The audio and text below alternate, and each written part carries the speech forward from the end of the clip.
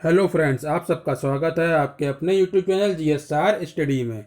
दोस्तों, आज के वीडियो में हम लोग जीव विज्ञान के कुछ और महत्वपूर्ण प्रश्नों पर चर्चा करेंगे। जैसा कि हम लोग जानते हैं कि पिछला वीडियो भी जीव विज्ञान के महत्वपूर्ण प्रश्नों पर ही आधारित था।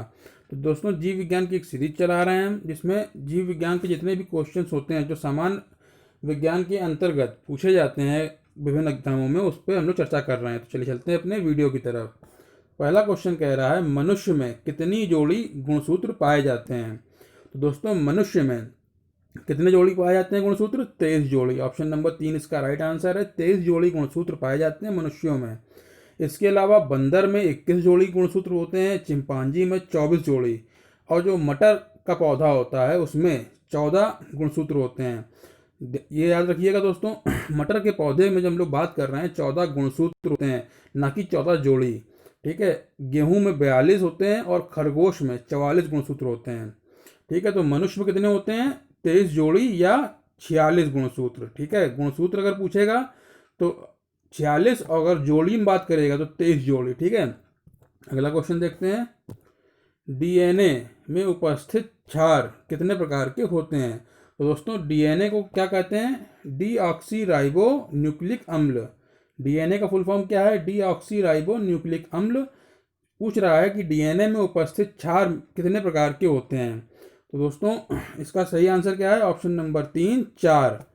डीएनए में उपस्थित क्षार 4 प्रकार के होते हैं। वो कौन कौन से होते हैं ये भी आपको पता होना चाहिए। एडीनिन, एडीनिन को रिप्रेजेंट करते हैं ए से। ठीक है।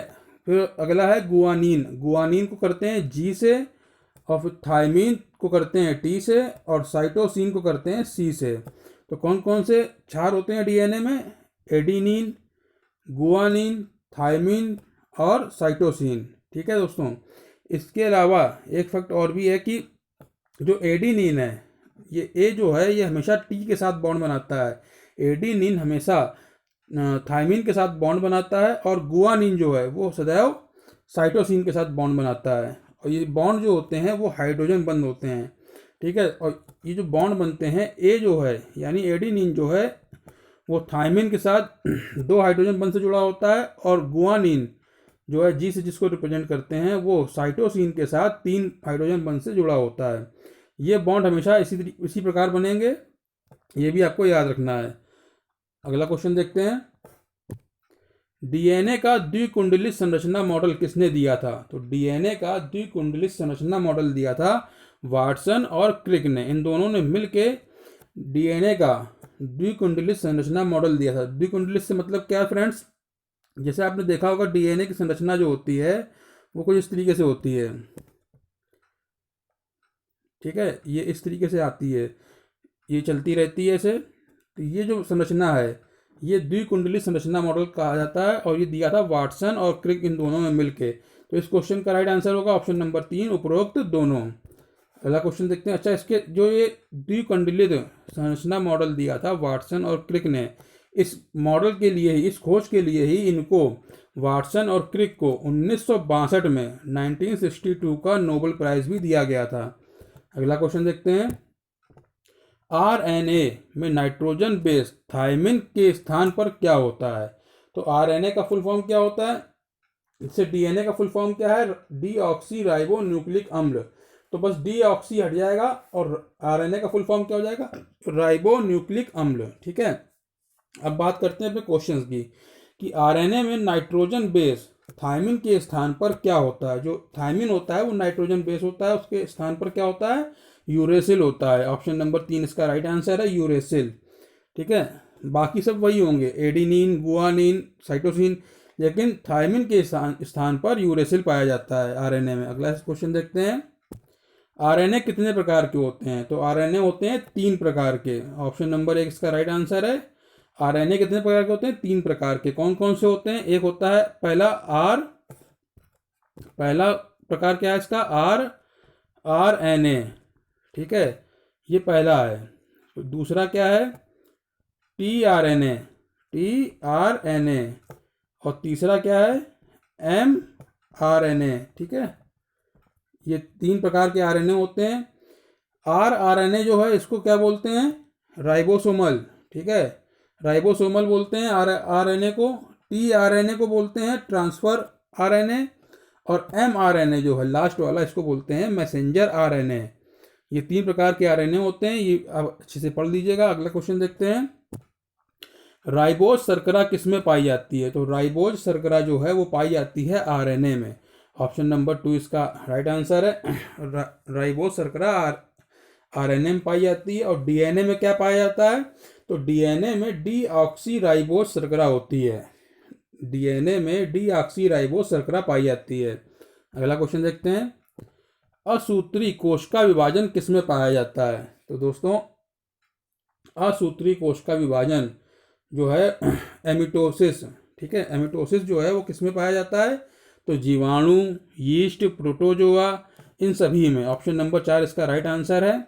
अच्छा, ये इसके अलावा जीवाणु, नीलहरित शैवाल, यीस्ट, अमीबा, प्रोटोजोआ आदि जो अविकसित कोशिकाएं होती हैं उन्हीं में पाया जाता है। कौन सा? असूत्री कोशिका विभाजन। ठीक है दोस्तों, आपको ये पता होना चाहिए, अभी हम लोग बात कर रहे हैं असूत्री कोशिका विभाजन, तो आप ये क्या है ये आपको पता होना चाहिए। कोशिका विभाजन मुख्यतः 3 प्रकार से होता है।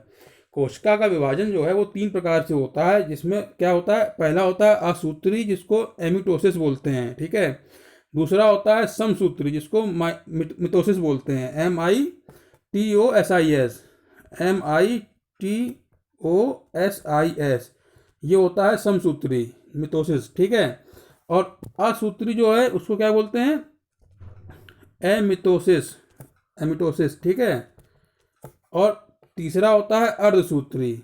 अर्धसूत्री कोशिका विभाजन को बोलते हैं मियोसिस, MIOSIS, मियोसिस, ठीक है। ये 3 प्रकार के कोशिका विभाजन होते हैं। उसी में से क्वेश्चन बना है कि असूत्री कोशिका विभाजन किसमें पाया जाता है? तो जीवाणु, यीस्ट, प्रोटोजोआ, नीलहरित शैवाल, अमीबा आदि जो अविकसित कोशिकाएं होती हैं उसी में ये पाया जाता है। अब अगला क्वेश्चन चलते हैं, समसूत्री विभाजन किन कोशिकाओं में होता है? जैसा कि हम लोगों ने बात भी बताया, डिस्कस किया कि कोशिका विभाजन 3 प्रकार का होता है, असूत्री, समसूत्री, अर्धसूत्री। तो अब बात हो रही है समसूत्री विभाजन की, ठीक है। तो ये किन कोशिकाओं में होता है? कायिक कोशिकाओं में। ऑप्शन नंबर 2 इसका राइट आंसर है। कायिक कोशिका को बोलते हैं सोमैटिक, SOMATIC, सोमैटिक, ठीक है। कहीं कहीं इंग्लिश में भी एग्जाम में आंसर दिए होते हैं, ठीक है। तो कायिक कोशिका में होता है समसूत्री विभाजन। अगला क्वेश्चन देखते हैं, समसूत्री विभाजन को अध्ययन सुविधा के लिए कितने चरणों में बांटते हैं? तो दोस्तों इसका सही आंसर है 5। ऑप्शन नंबर 3 एकदम राइट आंसर है। 5 चरणों में इसको विभाजित किया जाता है समसूत्री विभाजन को। ये कौन कौन से होते हैं? इंटरफेज, प्रोफेज, मेटाफेज, एनाफेज और टीलोफेज, ठीक है। समसूत्री विभाजन को अध्ययन की सुविधा के लिए 5 चरणों में विभाजित किया जाता है। और कौन कौन से होते हैं? इंटरफेज, प्रोफेज, मेटाफेज, एनाफेज और टीलोफेज, ठीक है। अगला क्वेश्चन देखते हैं, समसूत्री विभाजन की कौन सी अवस्था सबसे छोटी होती है? तो दोस्तों समसूत्री विभाजन जो है उसकी जो अवस्था सबसे छोटी होती है वो है एनाफेज, ठीक है। ऑप्शन नंबर 4 इसका राइट आंसर है, एनाफेज। ये सारी अवस्थाएं लिखी हुई हैं जो किसकी हैं? समसूत्री विभाजन की हैं, ठीक है। ये सारे चरण हैं, कौन कौन से हैं? इंटरफेज, प्रोफेज, टीलोफेज, एनाफेज और एक और होता है कौन सा? वो होता है मेटाफेज, ठीक है। METAPHASE, metaphase. ये पांचों जो हैं इंटरफेस हैं, ये चरण हैं इसके समसूत्री विभाजन के। ये अभी हम लोगों ने डिस्कस किया। अगला क्वेश्चन देखते हैं, समसूत्री विभाजन द्वारा एक कोशिका से कितनी कोशिका बनती हैं? तो इसका सही आंसर है ऑप्शन नंबर 1, 2 कोशिकाएं बनती हैं। एक पेरेंट सेल से 2 डॉटर सेल या बनती हैं, ठीक है। और इन दोनों में गुणसूत्र की संख्या जनक कोशिका यानी पेरेंट सेल के बराबर होती है। मान लीजिए ये कोई सेल है, ठीक है, इससे 2 सेल बने, ये पेरेंट सेल है और इससे 2 डॉटर सेल बनना है, ठीक है, डॉटर सेल बनना है। तो इसमें मान लीजिए अगर 4 गुणसूत्र हैं, ठीक है, 4 जोड़ी, तो इसमें भी 4 जोड़ी होंगे, इसमें भी 4 जोड़ी होंगे। इसी को बोलते हैं समसूत्री विभाजन, ठीक है। तो ये जो पेरेंट कोशिका है इससे 2 कोशिकाएं बनती हैं, 2 डॉटर सेल, ठीक है। अगला क्वेश्चन देखते हैं, अर्धसूत्री विभाजन किन कोशिकाओं में होता है? अब देखिए तीसरे पार्ट के बारे में आ गए हम लोग। कोशिका विभाजन का जो तीसरा हिस्सा है अर्धसूत्री विभाजन या इसको बोलते हैं मियोसिस, ठीक है। तो अर्धसूत्री विभाजन होता है जनन कोशिका में। ऑप्शन नंबर 1 इसका राइट आंसर है जनन कोशिका, ठीक है। अर्धसूत्री विभाजन किसमें होता है? जनन कोशिका में होता है। अगला क्वेश्चन देखते हैं, अर्धसूत्री विभाजन कितने चरणों में पूरा होता है? तो अर्धसूत्री विभाजन 2 चरणों में पूरा होता है। ऑप्शन नंबर 1 इसका राइट आंसर है 2, ठीक है। तो ये कौन कौन से होते हैं? अर्धसूत्री प्रथम तथा अर्धसूत्री द्वितीय, ये 2 चरण होते हैं जिसमें अर्धसूत्री विभाजन पूरा होता है। अगला क्वेश्चन देखते हैं, अर्धसूत्री कोशिका विभाजन के किस चरण को न्यूनकारी विभाजन कहते हैं? तो अर्धसूत्री कोशिका विभाजन के किस चरण को न्यूनकारी विभाजन कहते हैं? तो इसका सही आंसर क्या है? अर्धसूत्री प्रथम, ठीक है। ऑप्शन नंबर 1 इसका राइट आंसर है अर्धसूत्री प्रथम। क्योंकि इसको ऐसा क्यों कहते हैं अर्धसूत्री प्रथम? जैसा हम लोगों ने पढ़ा है अभी कि अर्धसूत्री कोशिका विभाजन जो है वो 2 चरणों में पूरा होता है, अर्धसूत्री प्रथम और अर्धसूत्री द्वितीय, ठीक है। इन 2 चरणों में पूरा होता है। और अर्धसूत्री प्रथम को न्यूनकारी विभाजन किस चरण को कहते हैं? अर्धसूत्री प्रथम को, ठीक है। और इसको क्यों ऐसा कहा जाता है? क्योंकि इसमें गुणसूत्रों की संख्या आधी रह जाती है, ठीक है। अगला क्वेश्चन देखते हैं, अर्धसूत्री प्रथम विभाजन में कितनी अवस्थाएं होती हैं? तो दोस्तों अब बात कर रहे हैं अर्धसूत्री प्रथम विभाजन की, ठीक है, जिसको न्यूनकारी विभाजन कहते हैं, ठीक है। तो इसमें कितनी अवस्थाएं होती हैं? 4 अवस्थाएं होती हैं। ऑप्शन नंबर 1 इसका राइट आंसर है 4। ये कौन कौन सी होती हैं? प्रोफेज 1, मेटाफेज 1, एनाफेज 1, टीलोफेज 1, ठीक है। कौन कौन सी होती हैं? प्रोफेज 1, मेटाफेज 1, एनाफेज 1 और टीलोफेज 1। अगला क्वेश्चन देखते हैं, अर्धसूत्री प्रथम विभाजन की सबसे लंबी प्रावस्था कौन सी होती है? तो इसका सही आंसर है ऑप्शन नंबर 1 प्रोफेज 1। ये सारे चरण लिखे हुए हैं अर्धसूत्री प्रथम विभाजन के, जो अभी हम लोगों ने पिछले क्वेश्चन में डिस्कस किया। प्रोफेज 1, मेटाफेज 1, एनाफेज 1 और टीलोफेज 1।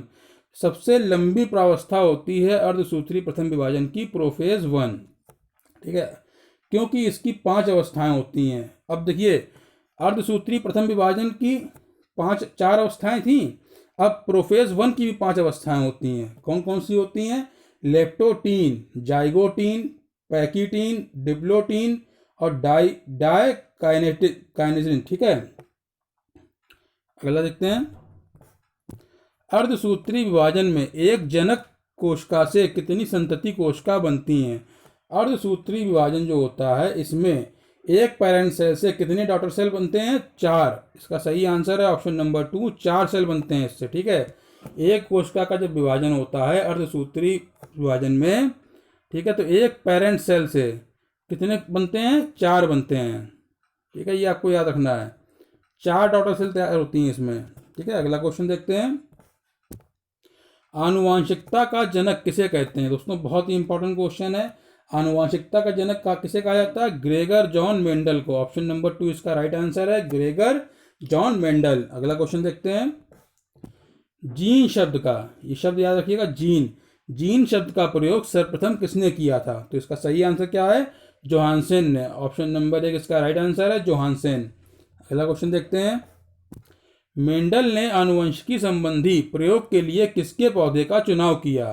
तो दोस्तों जो ग्रेगर जॉन मेंडल हैं, इनको आनुवंशिकता का जनक कहा जाता है, और इन्होंने आनुवंशिकी संबंधी जो भी प्रयोग किए हैं इसके लिए किस पौधे का चुनाव किया था?